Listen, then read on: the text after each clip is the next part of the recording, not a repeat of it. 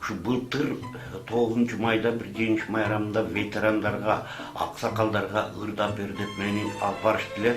Ошо жерге ырдайын десем, ошо жерде 80% орус чалдар экен да.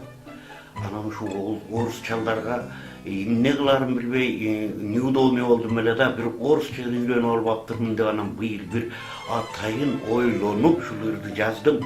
Сөзү да меники, обону да меники, 9 май болуп аткандан кийин согуш жөндөр да кичине кайгылуу да болот, анан майрам болуп аткандан кийин кичине шаңдуу да кылып чыгарганга аракет кылдым.